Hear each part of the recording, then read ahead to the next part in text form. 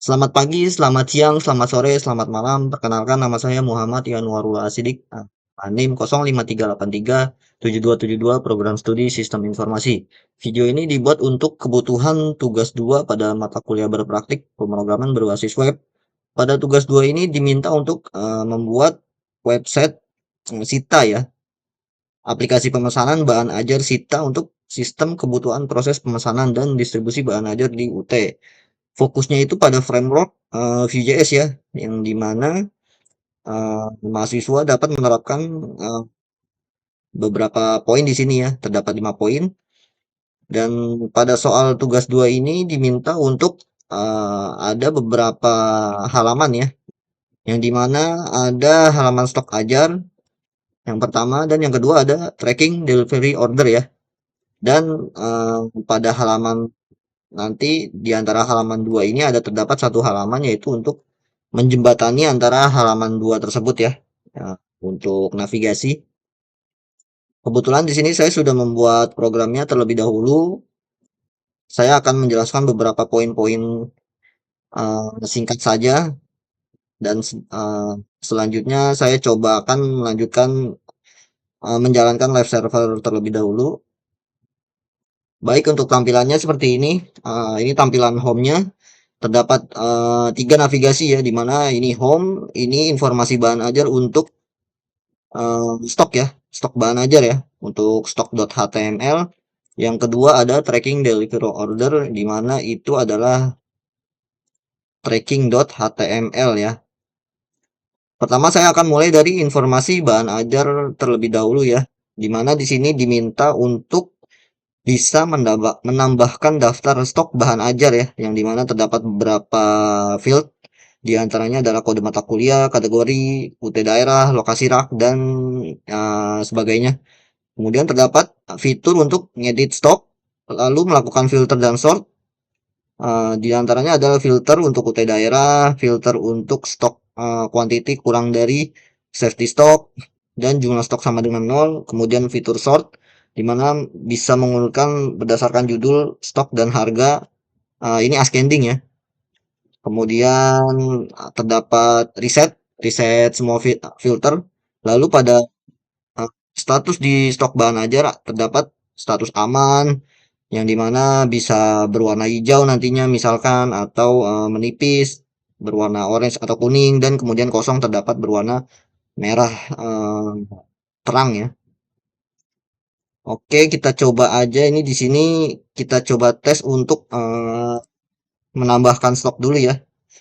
Menambahkan stok bahan ajar di mana terdapat tombol di sini ya, yang ditandai oleh, kita coba buka sebentar dulu, stok TML. Terdapat ini ya, untuk button tambah ya, dimana ini mempunyai fungsi open add modal yang bisa dicari di stock app.js. Ini dia kurang lebih ini bisa menampilkan pop up ya, pop up yang dari swal.fire. Sebelumnya Vue.js ini saya pertama-tama menjalankannya lewat CDN ya, dimana lewat URL sesuai pada perintah pada soal, karena belum bisa untuk lewat npm. Jadi ini kita coba aja untuk nambah data ya. Di sini terdapat beberapa field yang dimana misalkan kita tes coba terlebih dahulu, fieldnya kosong semua, akan menampilkan pop up gagal ya, yang dimana semua input wajib diisi. Kita coba tes ya untuk masukkan misalkan ini ya, terus lalu pilihan wajib aja, misalkan ini Jakarta, lokasi raknya sekian, misalkan ini segini harganya, lalu satu misalkan berapa ya, 28 lah catatannya, testing tambah data. Oke, berhasil ya. Kurang lebih ini bisa didapat dari sini ya, dari new data terdapat beberapa field yang dibutuhkan, yaitu kode, judul, kategori, UPBJJ, lokasi rak, harga, stok, dan catatan HTML. Kemudian selanjutnya yaitu untuk menampilkan daftar-daftarnya ya, yang dimana di sini ditandai dari ini kita close dulu indeksnya dari perulangan ini ya, dari V4 di mana filtered data ini didapat dari ini ya, yang sudah data-data yang sudah difilter dari berbagai berbagai kondisi, kemudian di return data yang dikirim di sini. Ini beberapa ini berisi array ya, yang dimana item ini masing-masing arraynya kemudian terdapat key yaitu item titik kode, lalu kemudian selanjutnya akan ditampilkan pada masing-masing baris ya atau tabel data yaitu kode, judul, kategori, dan UPBJJ sebanyak filtered data ini isinya berapa. Di sini misalkan maksudnya di sini contohnya itu ada 5 data ya, berarti 5 baris ya yang ditampilkan pada kondisi V4 ini. Lalu di sini terdapat pengondisian ya, di mana status kelas ini didapat dari ini ya, status kelas ada beberapa pengkondisian yang dimana terdapat misalkan item dot quantity itu sama dengan nol, yaitu berarti mereturnkan danger ya. Ini kita coba tes ya, danger ini kita nolin nih, misalkan ini nol, ini status stok stok habis ya.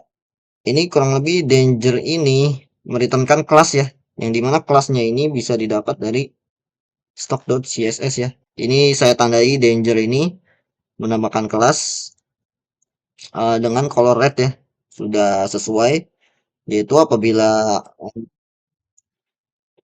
kuantitinya itu kurang dari item.safety ya, yang dimana akan mereturnkan kelas warning. Warning ini berupa color kurang lebih ini orange lah ya, orange. Kemudian selain dari dua ini akan masuk ke blok kode else yang dimana mereturnkan kelas sukses yaitu hijau ya. Jadi di sini statusnya aman berarti berwarna hijau, menipis itu kuning, dan kosong itu merah ya. Selanjutnya kita coba filter ya, yang dimana filter ini kita coba tes. Misalkan Jakarta, ini sudah sesuai ya, Jakarta semua yang keluar. Lalu ini kan ada kondisi ya, ketika UPBJJ-nya belum dipilih, ini tidak bisa dipilih nih. Ini didapat dari mana sih? Ini didapat dari ketika filterednya UPBJ selected UPBJJ ini kan terdapat titik disable ya, yang dimana terdapat selected UPBJJ di tanda serukan atau dibalikannya di opposite. Jadi ketika ini tidak dipilih atau tidak ada value-nya, maka ini tidak bisa atau filternya ini terkunci ya. Kita coba tes Jakarta, nah ini baru bisa terpilih. MK wajib, ini misalkan Surabaya, ini semua kategori ada, terus tapi yang praktikum. Lalu ini kan kosong juga, terus Makassar. Kita coba Jakarta aja ya, Jakarta. Lalu urutkan berdasarkan apa? Misalkan judul. Nah, ini judul ini ascending dia. Ini B dulu, kemudian P ya, sesuai abjad A sampai Z. Kemudian kita coba tampilkan stok menipis ya, atau kita riset dulu sebelumnya kita riset. Nah, ini kalau ke riset ini berarti semua filter ini terriset dari awal dan kita coba tampilkan stok menipis. Di mana ini terdapat checkbox, yaitu ketika diklik akan menampilkan status yang menipis atau kosong ya. Dimana ketika kita uncheck akan semuanya aja kembali ke normal gitu. Lalu saya akan lanjut ke halaman tracking.html ya, yang dimana di sini terdapat beberapa input, kemudian di sini terdapat data-data yang eh, data-data daftar tracking delivery order. Kita coba tes untuk masukkan data terlebih dahulu ya, untuk menambahkan data. Oh ya, sebelumnya saya lupa untuk coba edit ya. Gimana coba kita edit? Tadi sebelumnya sudah ya. Misalkan kita coba edit ininya ya, stoknya misalkan 10. Ya, kurang lebih ininya juga sudah langsung berubah ya, dimana menipis ini karena status ini menyesuaikan quantity dari stok bahan ajar ini. Kita coba lanjut ke tracking delivery order. Kita coba tes ya, masukkan misalkan nih kita asal aja ya. Harus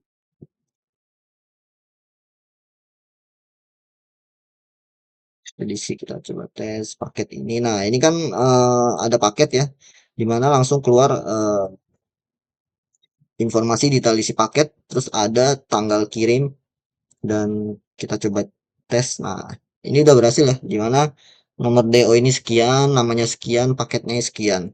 Pertama saya akan coba untuk menjelaskan beberapa poin-poin penting, dimana ini dimulai dari ID dulu ya, ID tracking app. Ini ditandai dengan tracking app ini appmon pager tracking app, yang dimana pager ini kan ID ya. Lalu di sini terdapat beberapa field ya yang ditandai dengan new DO nomor DO, yaitu di sini ya, kurang lebih nih untuk menampung beberapa field pada halaman tracking.html. Kemudian lalu di sini terdapat v4 ya. V4 ini pengiriman list ya. Pengiriman list ini didapat dari mana? Ini ya, dari data reaktif ini. Ini didapat dari e-learning ya, di mana data bahan ajar ini terdapat pengiriman list ini berupa array yang terdapat dua objek ya. Di mana dua objek ini terdapat beberapa masing-masing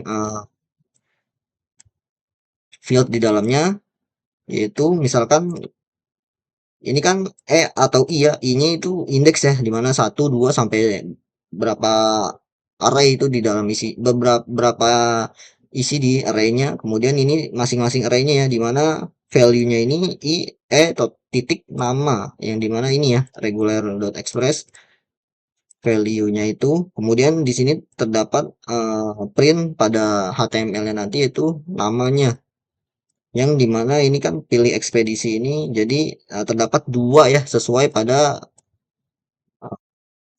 data konstanta ini yang didapat dari e-learning, dimana hanya pengiriman list pada field pilih ekspedisi ini hanya dua. Lalu selanjutnya terdapat paket juga ya, yang dimana ada dua juga, hanya ada dua, yang dimana didapat dari data bahan ajar ini paket di sini, lalu ditangkap pada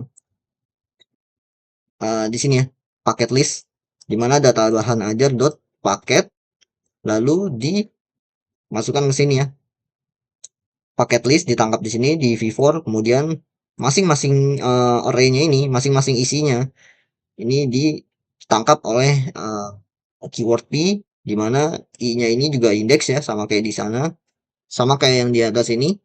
Lalu di print p titik kodenya ya, yang dimana p titik kode ini yaitu ini ya, kurang lebih ini nih, p titik kode, dimana paket ut 001 dan 002. Kurang lebih seperti itu untuk kurang lebih. Tapi ini juga kan ada juga ya tabelnya untuk menampilkan data-datanya. Ini juga didapat dari, ini kan data bahan ajar ini kan hanya trackingnya ini hanya satu ya. Ini kita coba refresh dulu. Nah, ini kan hanya satu nih, si Rina Wulandari. Karena emang di data konstanta yang didapat dari e-learning karena hanya ada satu ya. Jadi ini di masukkan ke sini ketika ini ya, tracking list ini ya, beberapa v4 juga, yang dimana memprint beberapa field juga, yaitu name nama ekspedisi paket, tanggal kirim, dan juga totalnya ya, total harganya. Kurang lebih seperti itu untuk penjelasan pada tugas 2 pemrograman berbasis web ini. Sekian dari saya, kurang lebihnya mohon maaf. Terima kasih.